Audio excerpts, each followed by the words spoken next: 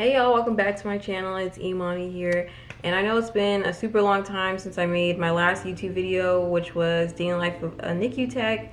And when I made that video, I also posted it on TikTok as well.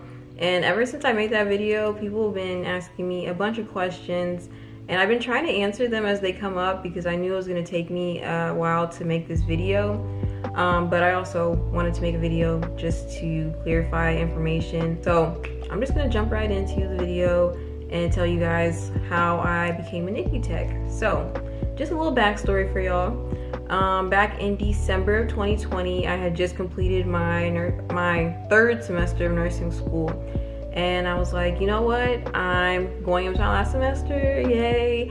I want to start looking at new grad jobs to get like a head start, because normally people have their new grad nurse jobs secured like 3 months into the semester. I was like, I'm gonna go ahead and get a head start and start looking at positions. So my hospital actually posted the NICU tech job on Indeed, and when I seen it on there, I just started looking through the qualifications.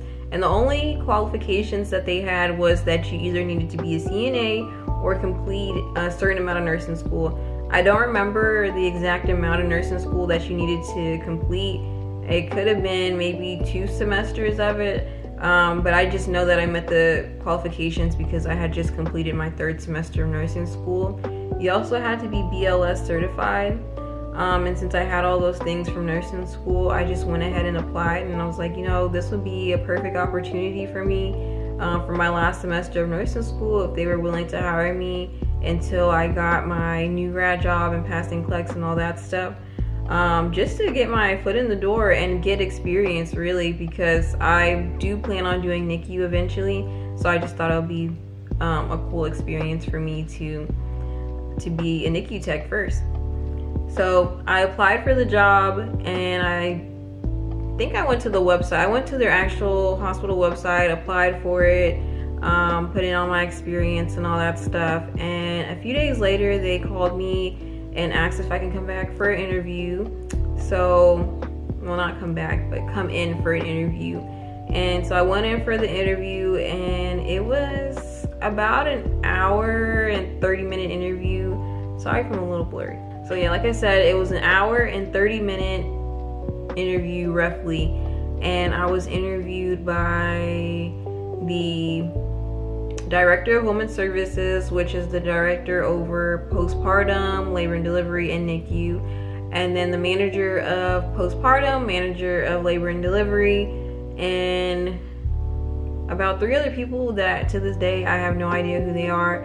I just remember being in that room nervous, and I had my mask on, and I was so hot, and I was having to answer all these questions and talking with the mask, and you know, with it being on my nose, I felt like I could barely breathe. And then obviously having about 6 different people stare at me the entire time. But they asked me basic interview questions like, why did I want to work there?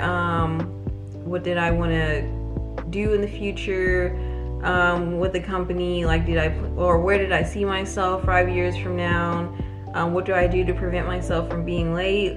Basic questions like that. And once I got done with that interview, then I went to interview with the charge nurse in the NICU, or one of them, and I did my little interview with her, and she literally asked me the same exact questions that the big group asked me. So, and then before I knew it, the interview was over with.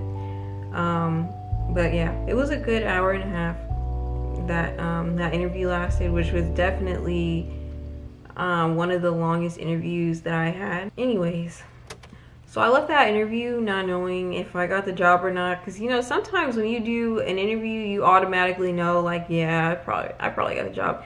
But me, I was like, I don't really know if I got the job. So about a week later, I'm still on Christmas break. They gave me a call, and they were like, hey, you got the job, congratulations. This is your start date, and this is your pay rate, and just basically giving me all the stuff that I need to start, telling me what HR appointment I need to go to, what clinic I need to go to get like my immunizations checked over to make sure I don't need any more, get COVID tested, all that good stuff. So I did that, and that's all I did. Then I was able to start at the end of January. I actually started the NICU tech job the same week that I went back to school for my last semester in nursing school. And I really don't recommend that. If there's anything that I do not recommend doing in nursing school, is starting a job when you're starting classes. Like, you can start that summer before, you can start during any break, but when you're starting and learning a job and you're also starting to go back to school, it is so hard. Like, I'm not even lying to you guys, it's so hard. So I really recommend that you don't do that. But yeah, like I said, my qualifications that I had to get into the NICU tech position was my CPR license, my 3 semesters in nursing school completed, and then I also had a 1.5 year experience of being an ER tech at one of their sister hospitals. So I do think that that really helped me too. Having experience, I think, put me over some of the other candidates that may have not had experience, because I do think that they had other candidates besides me that wanted the job and that interviewed for it, at least from what they told me. They could have been lying, because you know jobs like to do that just to see your reaction, because they were like, you know, we have a lot of other candidates. This is one of the this is the most candidates we've ever had for this position. That's what they told me. And that's another reason why I was like, I don't know if I'm gonna get the job, because of how nervous I was in the interview. But I did, and thankfully. And if you guys have any other questions, please let me know, because I want everyone to be able to experience working in a place and getting experience in a field that they actually want to do. So I don't mind answering these questions for you guys, because at one point I didn't even know that the NICU tech position existed. I had no idea that they even hired techs in the NICU, and every place might be different, because some NICUs may not have techs. But for like, as far as advice for people who want to be a NICU tech, I would say just check your hospital's job board, you know, see if they're hiring, go on Indeed, and just keep checking and see if a NICU tech position becomes available. But other than that, that's all I did. And if you guys have any more questions, please let me know. I know this is not a very long video, and it may sound too good to be true, because I know I was getting that a lot in my inbox on Instagram when people were messaging me.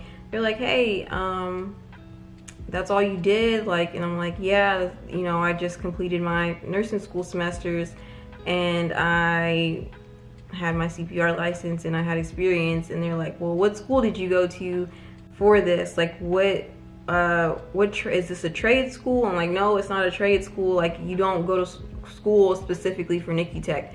It's basically your CNA in the NICU, essentially, is what it is. And they were, you know, people were just really confused and thinking that I was lying or withholding information, or that there's a specific school that you need to go to. There is not a specific school for NICU tech, not that I know of, at least. You just either need to be a CNA or complete a certain amount of semesters in nursing school, and that's it. So I hope this video helped you guys, and just please let me know if you guys have any more questions. Y'all can message me on Instagram, or you can just leave it in the comments section, doesn't matter. But anyways, y'all, I will see you guys in the next video. Bye.